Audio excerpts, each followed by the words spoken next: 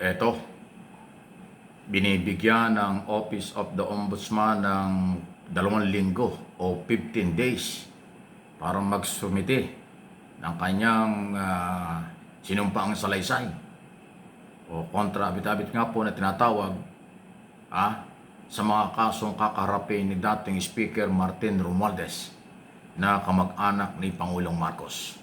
Ang galaw na ito ng Ombudsman ay matapos na mabanggit at binanggit sa unang pahayag ni Pangulong Marcos sa kanyang katatapos lang na SONA State of the Nation Address na masakit man sa kanya, pero kung meron talagang, dahil may mga ebidensya, patong-patong na kaso ang kakaharapin ng dating speaker. Pakinggan po ninyo itong balitang ito. Mga inirekomenda ng Special Panel of Investigators na ikaso sa kanya na plunder, graft, direct at indirect bribery at money laundering. Pinagsisimula rin ng counter-affidavit ang iba pang respondent. Binigyan sila ng 15 araw para sumagot or sa makapagpasa na ang bawat panig ay saka isusumite para sa resolusyon ng kaso. Wala pang tugon sa ngayon si Romualdez na hinga namin ng pahayag, pero iginit niya kahapon na wala siyang nilabag na batas at patutunayan daw niya ito. Si Vice President... Ayan, no? So, ayan. Yan ang pagpapatuloy ng galaw. Pero yan po yung tama. Ano nga? Yan yung proseso.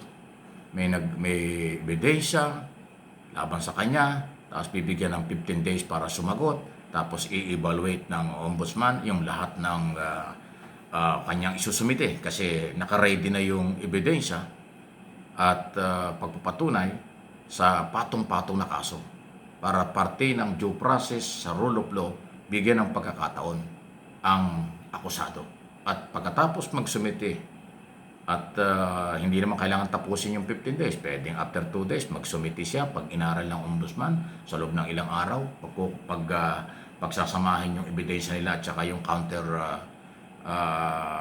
ni speaker, dating speaker, tapos mag-evaluate kung merong probable cause. Ganun po yun. Ganun din ang ginawa doon sa iba, di ba? Yung kay Estrada, ganun din. Binigyan din siya ng pagkakataong ipaliwanag ang kanyang panig, pero hindi na kumbisi ang ombudsman na tama yung kanyang katwiran, kaya itinuloy ang kaso. Ganon din ang nangyari kay Marcoleta. Binigyan din po siya ng sapat na mga pagkakataong ipaliwanag ang kanyang panig, pero sa halip na ipaliwanag ang kanyang panig ay inamin pa doon at kung ano pa yung mga sinabi, kaya yun ang ginamit mismo, kaya napabilis yung pagpapail ng kaso. Kahit yung mga district engineer at yung iba pa, ganon. Yun lang kay Saldico ang hindi, dahil si Saldico hindi nagsusumiti ng kanya yatang wala siya rito, kaya ho naka-arcade yung kanyang kaso. Ganyan po yan. Yan yung proseso. Hindi pwedeng pag may nagreklamo, diretso agad ang kaso nang walang pagkakataong ibinibigay sa akusado. Ganon po yan. Katulad dun, katulad yung obstruction of justice na kinakaharap ni dating si Senador Cayetano, Robin Padilla at saka si dating Usaa, yung Office of Sergeant at Arms ng Senado na si Aplasca. Di ba? May reklamo sa obstruction of justice sa pagkawala at pagtakas ni Bato de la Rosa. Binigyan sila ng pagkakataon. Mag-submit sila ng kailang komento. Kaya under evaluation ngayon.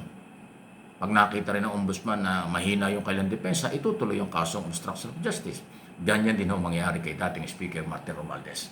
Sa malinaw, kaya ko inuulit-ulit ito, yan po yung proseso. Kaya yung sinasabing harassment, panggigipit, political prisoner, or pananakot sa kanila, lahat yun ho'y basurang argumento. Sa aking sariling opinion. Pwede nilang sabihin yung lahat ng yan kung hindi sila binibigyan ng pagkakataon na sumagot doon sa reklamo. Yung tipong pag may nagreklamo, diretso agad ang file ng kaso. Hindi sila bigyan ng pagkakataon. Yun ang talagang harassment at talagang walang due process. Pero binibigyan ng ganyan, 10 days, 15 days, magkomento, abay, tama po yun. Ganun talaga. Alam ng ombudsman kung ano ang tama.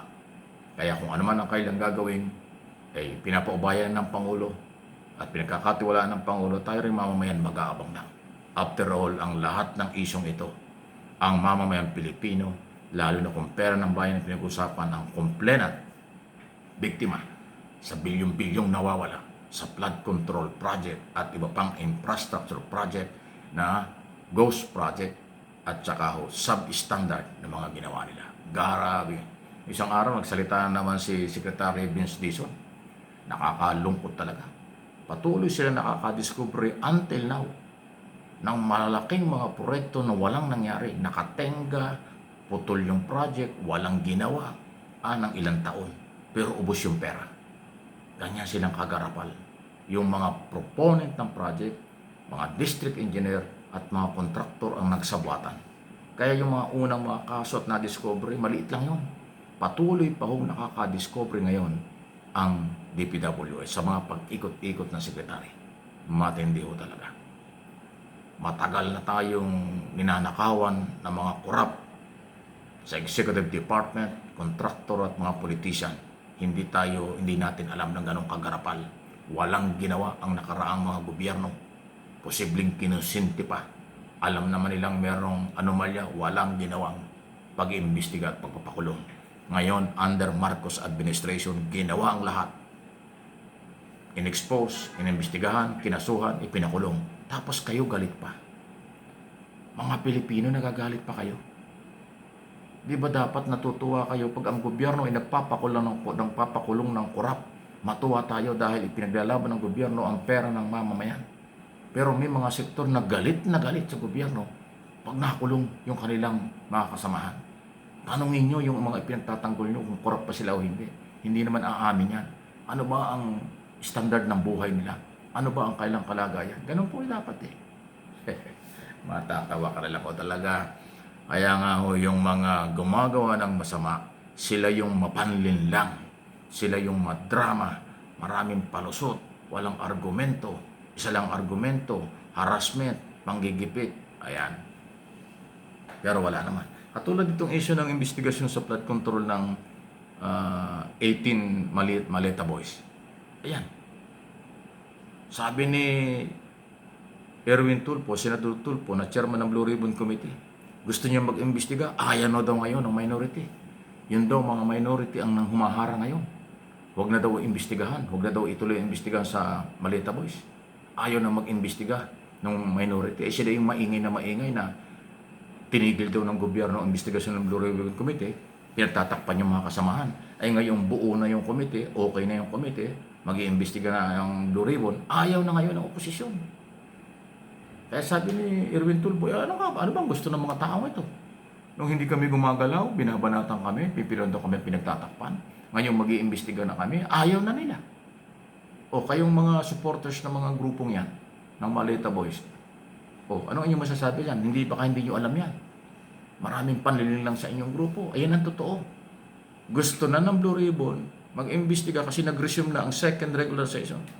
Ayaw na, nakikiusap na rin yung minority sa Senado. Huwag na. My goodness. Ayan ang sinasabi natin eh. Ayaw niya dahil baka sasabit na naman yung minority. Kita naman nyo yung galaw ni Ping Lacson sa Taguig. Kuya, di ba? Ayan ang sinasabi. Kaya nga, may kasabihan nung araw pa sa amin sa lalawigan ng Batangas, ang isda sa bibig nahuhuli.